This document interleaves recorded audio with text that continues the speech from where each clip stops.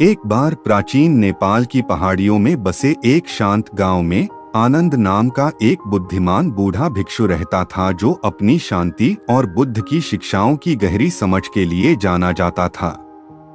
एक दिन रवि नाम का एक परेशान युवक उसकी सलाह लेने आया।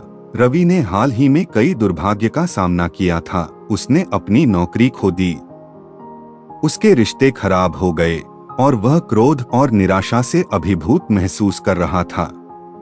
वह अपने भीतर की उथल पुथल से कुछ राहत पाने की उम्मीद में आनंद के पास आया।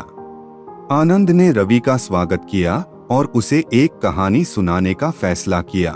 आनंद ने शुरू किया। एक दूर के राज्य में एक भव्य मंदिर था, जिसे दुनिया का सबसे सुंदर मंदिर कहा जाता था।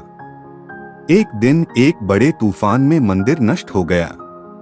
ग्रामीण बहुत दुखी होकर अपने नुकसान का शोक मनाने के लिए मंदिर के खंडहरों में गए। जब वे मलबे के बीच खड़े थे तो एक बूढ़ा ऋषि प्रकट हुआ और बोलने लगा। मंदिर की सुंदरता इसकी दीवारों या इसकी छत में नहीं थी, उन्होंने कहा, यह हमारे दिलों और दिमागों को प्रेरित करने के तरीके में थी। हालांकि यह अब चला गया है, लेकिन इसका सार हमारे भीतर बना हुआ है। कुछ ग्रामीण इसे स्वीकार नहीं कर सके। वे क्रोधित और नाराज महसूस कर रहे थे।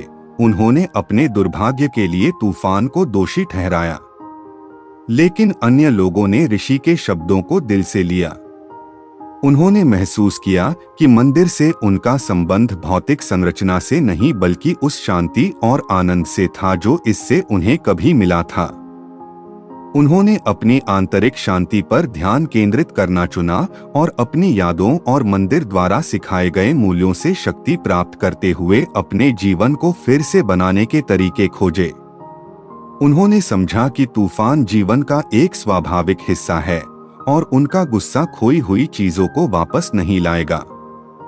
इसके बजाय उन्होंने उस पर ध्यान केंद्रित किया जिसे वे नियंत्रित कर सकते थे, उनकी अपनी प्रतिक्रियाएं और दृष्टिकोण। आनंद ने रवि की ओर देखा और कहा, मंदिर की तरह हमारी भावनाएं हमेशा हमारे नियंत्रण में नहीं होती हैं।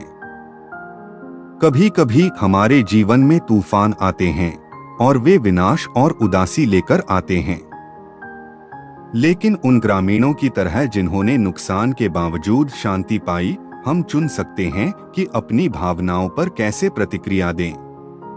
पहचाने कि क्रोध और निराशा अस्थायी हैं और सच्ची ताकत भीतर से आती है।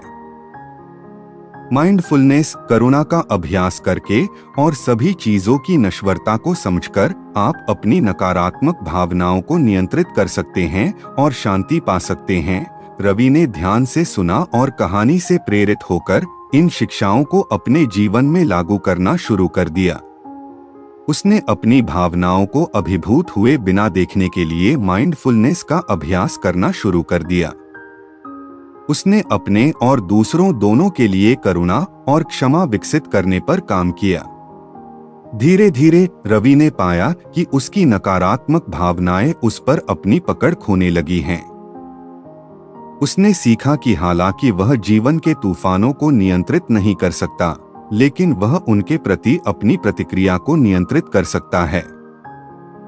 समय के साथ रवि को एक गहन आंतरिक शांति मिली और उसने महसूस किया कि खुशी का सार बाहरी परिस्थितियों में नहीं, बल्कि उसके अपने मन और दिल में है। यह कहानी दर्शाती है कि बुद्ध की शिक्षाओं को लागू करने से नकारात्मक भावनाओं को प्रबंधित करने, सचेतनता के महत्व पर जोर देने, नश्वरता को समझने और आंतरिक शक्ति विकसित करने में कैसे मदद मिल सकती है।